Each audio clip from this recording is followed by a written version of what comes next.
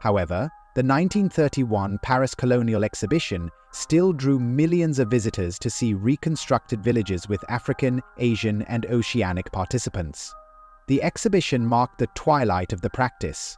As increasing global awareness of human rights made such displays more controversial, few participants left behind records of their experiences, as many were illiterate or denied the opportunity to tell their stories.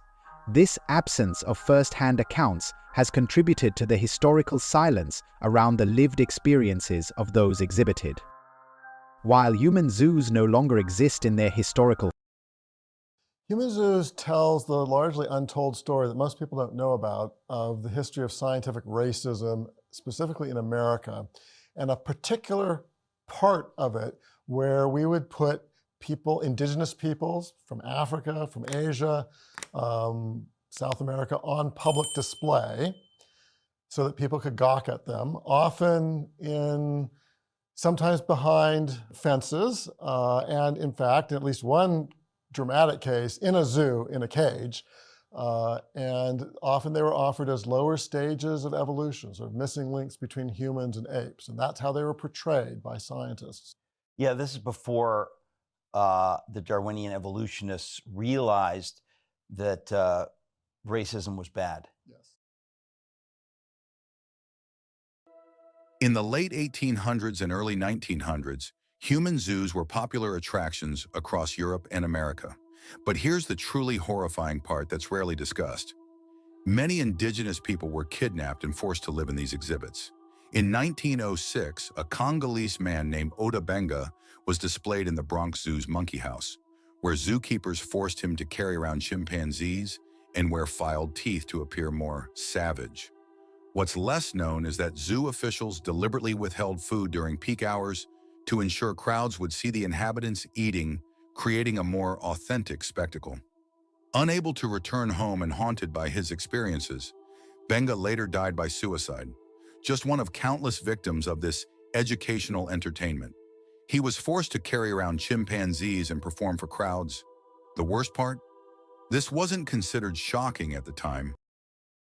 What if I told you there was a time when people, yes, real people, were displayed in cages like animals? Sounds horrifying, right? But this is not a movie. This is real history. For over a century, human zoos existed across Europe and America. Men, women, and even children were kidnapped, forced to perform in exhibitions, and treated as less than human.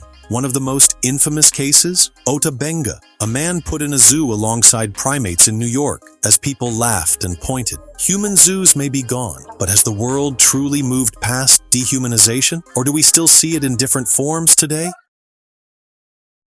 Tonight, the Bronx Zoo is apologizing for a shameful and shocking episode from 114 years ago. The zoo acknowledges past leaders participated in racism that robbed an African man of his humanity by putting him on display in the zoo's Monkey House. CBS 2's Tony Aiello reports.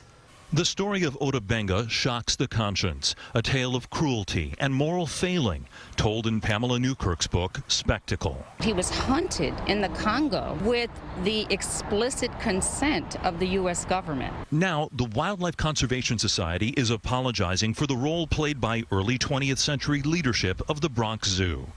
A white businessman brought Benga and other Africans to the U.S. to be displayed first at an exposition in St. Louis. Then in 1906, Benga was exhibited in the zoo's Monkey House, a shameful spectacle that drew hundreds of New Yorkers. What they said is that he belonged to a degraded species, came from the lowest form of humanity. It outraged black ministers who quickly organized. Even in the midst of protests in New York City, Mayor McClellan looked the other way. In a letter sent to staff worldwide on Juneteenth, but just recently made public, the WCS apologized and condemned the, quote, disgraceful treatment of Benga, saying, we must confront our organization's historic role in promoting racial injustice. I thought it was, of course, long overdue. NYU professor Newkirk hopes more institutions reckon with their racist acts of the not-so-distant past. and looking at the myriad ways it has been embedded in every institution in American life. In 1906, black ministers arranged for Benga to move to an orphanage and then a home in Virginia. He took his own life in 1916, depressed that World War I prevented his return to Africa. There's a memorial plaque in Virginia. Newkirk thinks one is needed in the Bronx to humanize a man who suffered such inhumanity. Tony Aiello, CBS 2 News. The Wildlife Conservation Society says in addition to the apology, it is taking steps to reaffirm its commitment to social, racial, and environmental justice. Just crazy on all levels. Hard to believe it even happened. Just a century ago, too. Yeah. Wow.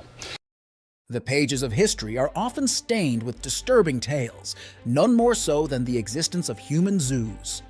Have you ever wondered about the days when instead of animals, humans were the center of spectacle in zoos? This practice was widespread in the 19th and 20th century, with indigenous people from Africa, Asia, and the Americas displayed in these zoos. In these bizarre exhibits, individuals were paraded as primitive or exotic creatures, a shocking testament to the era's attitudes towards race and civilization. The 1889 Paris World Fair, for instance, attracted millions to see 400 indigenous people as part of a human exhibit. Today, we condemn these acts as gross violations of human rights, but they once bore witness to the twisted norms of societal entertainment.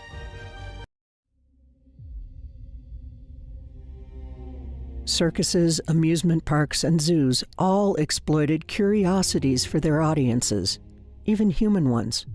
Freak shows at some, human zoos at others. Popularized by German wild animal trader and trainer Karl Hagenbeck, this exploitation trend went global.